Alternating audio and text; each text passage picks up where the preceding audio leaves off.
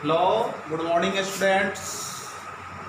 As you know that in previous lectures we know about force and various types of examples. They are all includes in our environments. Today I will know about some important results of force. As we know in previous lectures, F is equal to M.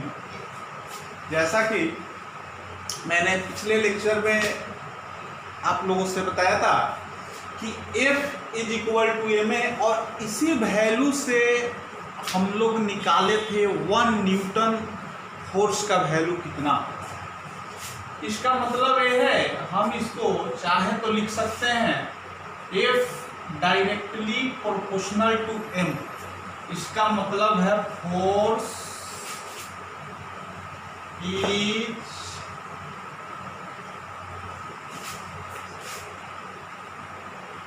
Directly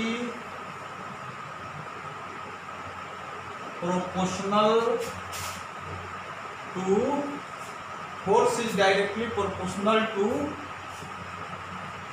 mass of N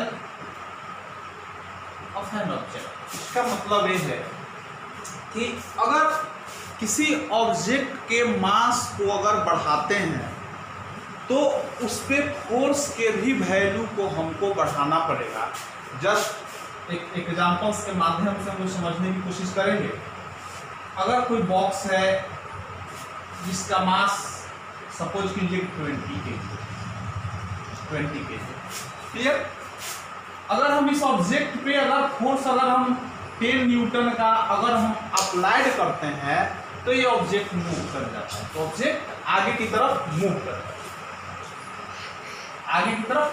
है, if we assume that the another box is mass 50 kg। अगर कोई दूसरे box को अगर हम लोग लेते हैं कि जिसका मास अगर 50 kg है तो ये 10 न्यूटन फोर्स से मूव नहीं करेगा। ये 10 न्यूटन फोर्स से मूव नहीं करेगा। If you assume that the mass of another object is 50 kg, then applied a 10 newton force on that object, the object or the box will not be moving forward direction. Do not कहता है कि अगर object का मास अगर बढ़ता है तो अगर फोर्स की वैल्यू को अगर हम नहीं बढ़ाएंगे तो वो मूव नहीं करेगा। अगर 50 kg का अगर मास अगर हम लोग लेते हैं 50 kg का मास,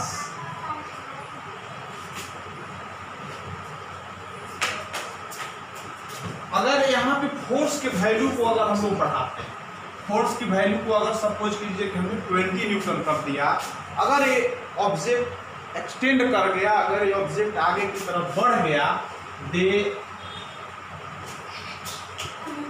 move, then we say that if the objects of mass will increase then also be value of force are increase then they move.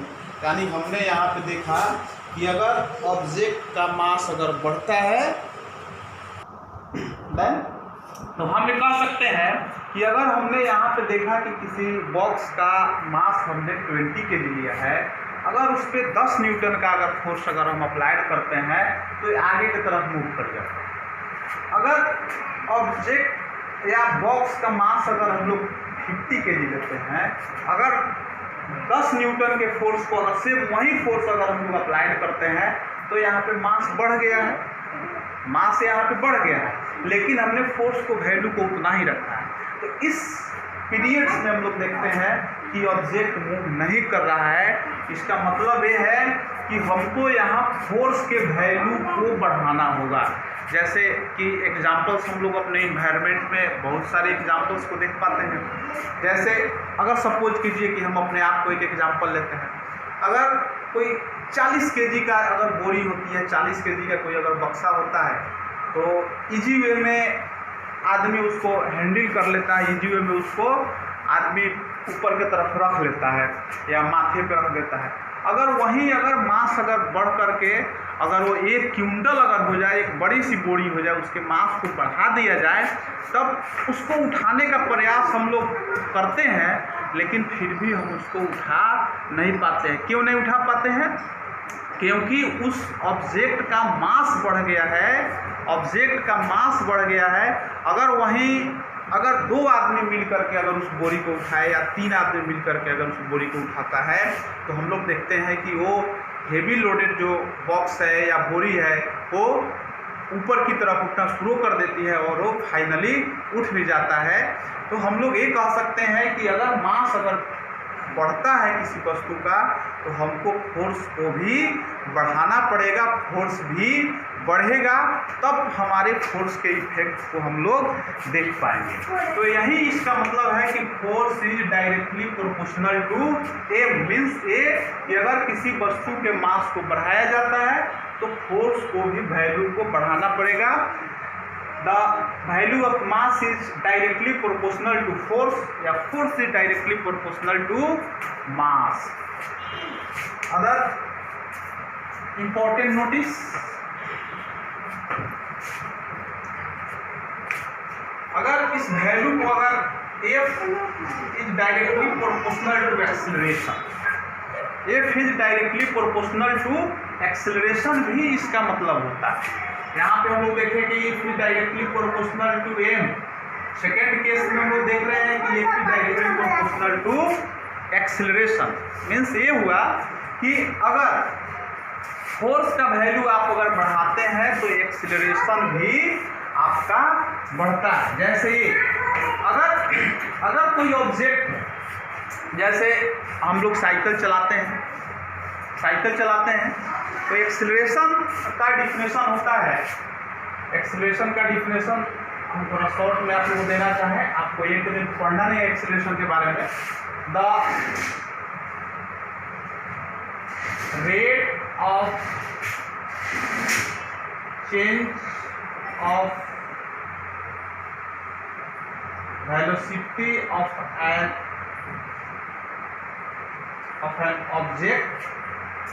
object is called acceleration। Acceleration को हम लोग A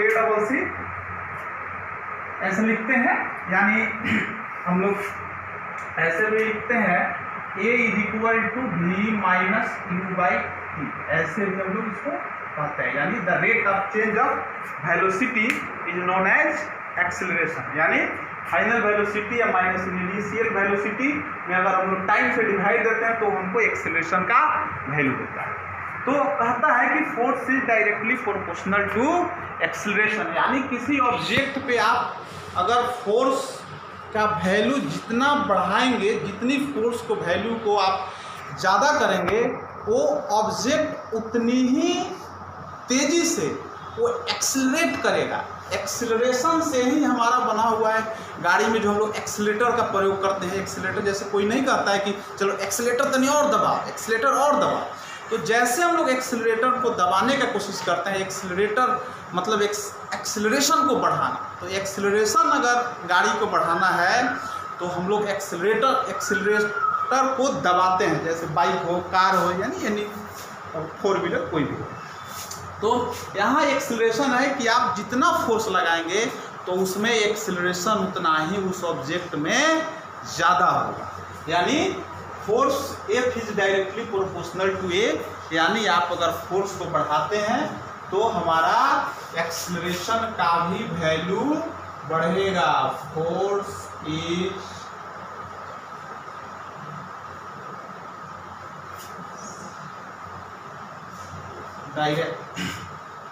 force is directly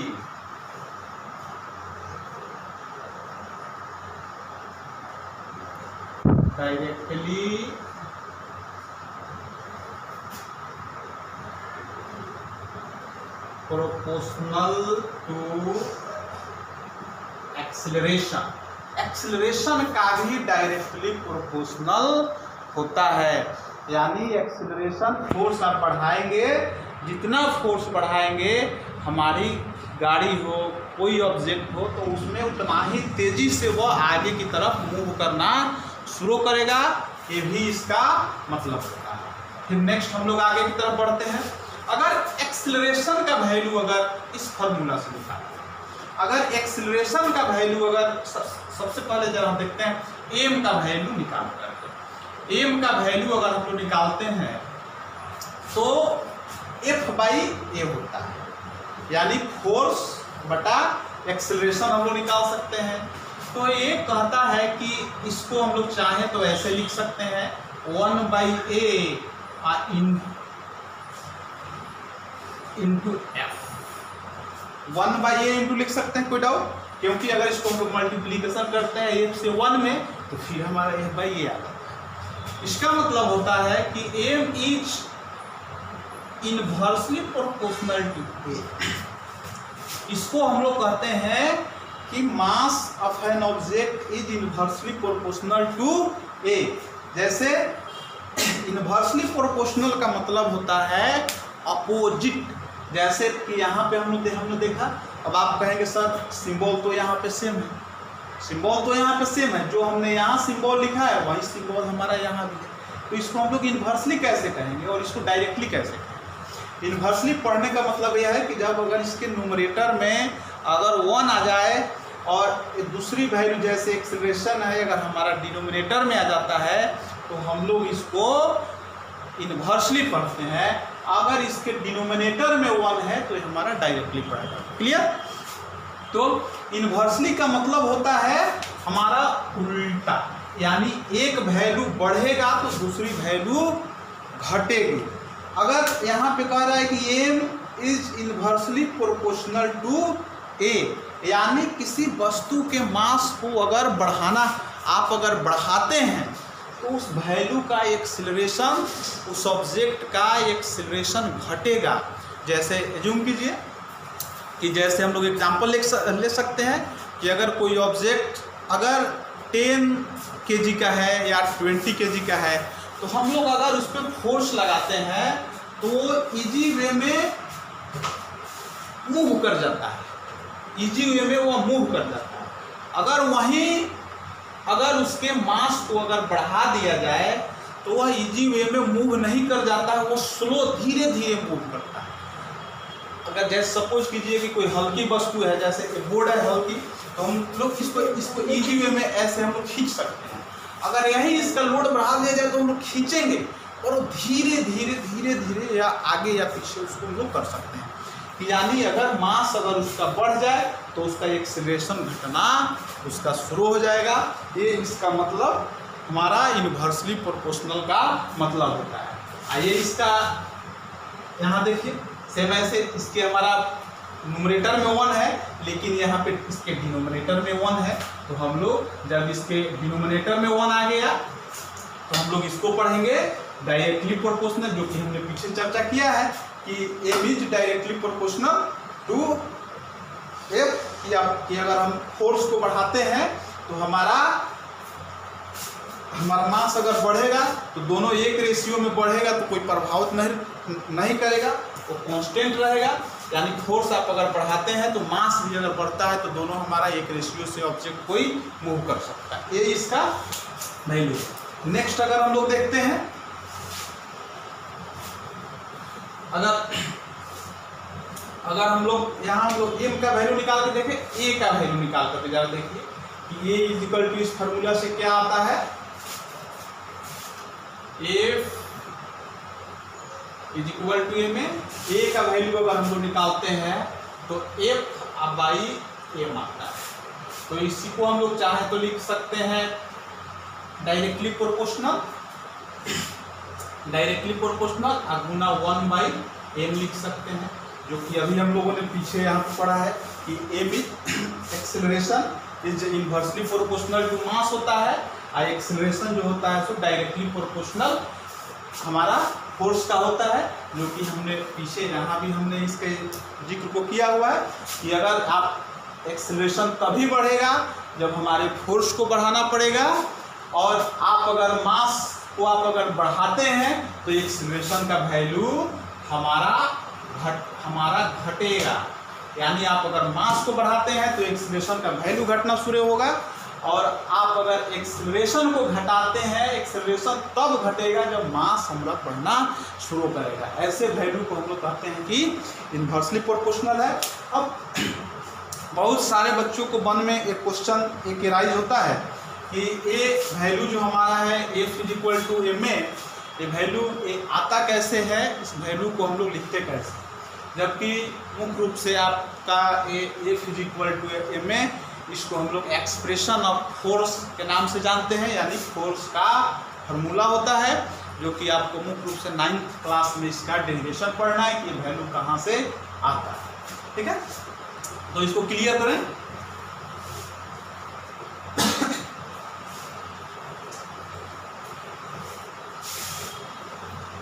next हम लोग को जानना है effect of force.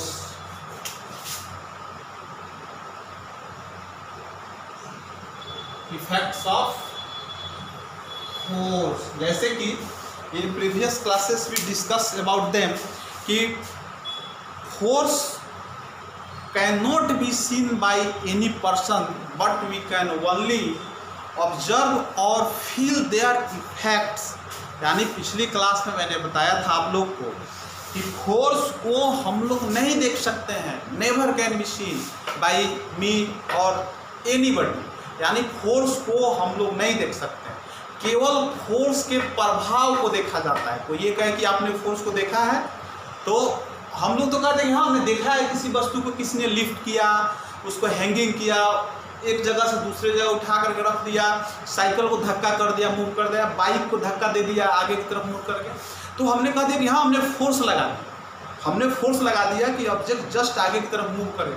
लेकिन नहीं, वो तो उसका प्रभाव में देखा गया। अगर साइकिल अगर कोई खड़ी है, हमने जाके ऐसे फोर्स लगा दिया तो आगे की तरफ मूव कर गया, तो हमने क्या देखा, साइकिल बढ़ा आगे की तरफ, उसके मोशन को इंक्रीज किया, तो हमने उसका इफेक्ट को देखा। जैसे फुटबॉल खड़ी रहती है, फुटबॉल को हम लोग किक करते हैं, एक फुटबॉल यहाँ पे रिस्ट में आपकी बनी हुई, रिस्ट में बनी हुई है, तो जैसे हम लोग इस पे किक करते हैं, जैसे हम लोग इस पे फुट से किक करते हैं, तो फुटबॉल आगे की तरफ बढ़ना शुरू करता है। फोर्स जैसे आगे की तरफ बढ़ना शुरू करता है, तो ऐसा नहीं कि हम लोग फोर्स को देखते हैं, ये आगे की तरफ बढ़ता है, जैसे आगे की तरफ मूव करता है, तो हम लोग इसके इफेक्ट को देखते हैं। हम लोग ये बताते हैं कि देखो उसने किक कर दिया और एक फुटबॉल आगे की तरफ मूव कर गया, इसका मतलब ये है कि हम लोग फोर्स के इफेक्ट को देखते हैं। तो हमने इसी तरह से कि इफेक्ट्स ऑफ फोर्स हमारे क्या क्या होते हैं, हमने पिछली फोर्स के डिफिनेशन में भी हमने बताया था कि force is a physical quantity, force is a physical quantity, they can change state, speed, direction and dimension। यानी इसमें क्या क्या आता है, फोर्स के डिफिनेशन हमने पीछे लेक्चर 1 और 2 में भी मैंने इसकी जिक्र किया है। तो देखिए क्या क्या कर सकता है इफेक्ट सब फोर्स में, चेंज इन स्टेप, 2 नंबर में देखिए चेंज इन स्पीड, किसी किसी बुक में आपको वेलोसिटी भी लिखेगा, वेलोसिटी भी लिखेगा। तीसरे नंबर में कहता है कि change in shape size, change in shape and size, shape and size. चौथा में कहता है 4th नंबर में चेंज इन डायमेंशन,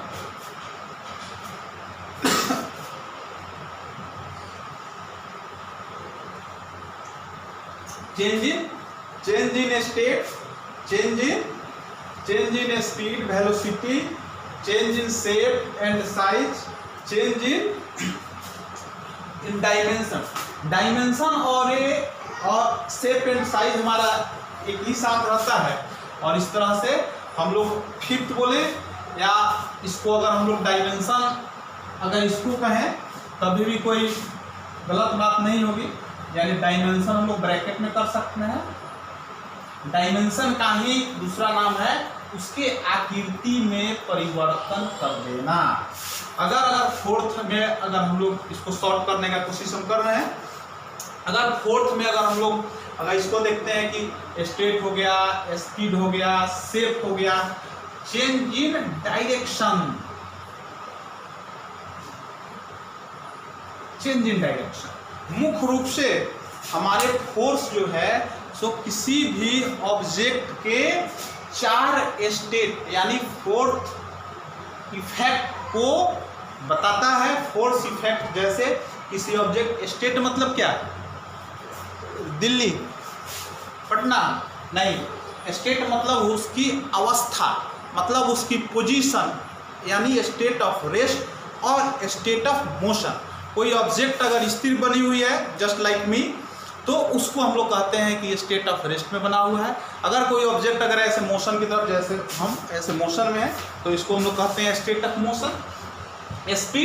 स्पीड और वेलोसिटी, अगर कोई ऑब्जेक्ट स्पीडली मूव कर रही है तो उसे हम लोग स्पीड भी कहते हैं। और वेलोसिटी और स्पीड में है डिफरेंट, लेकिन यहाँ पे हम दोनों को आपको ब्रैकेट में इसलिए लिख रहे हैं कि थोड़ा सा का चेंजिंग है दोनों में, थोड़ा सा। शेप साइज का मतलब होता है कि अगर कोई ऑब्जेक्ट अगर स्टेट है तो उसमें हम लोग फोर्स लगा करके उसको बेंड कर सकते हैं। जैसे लोहे की एक रड होती है और उसे फोर्स लगाया जाए तो सर्कुलर बनाया जा सकता है, ट्रेंगुलर बनाया जा सकता है।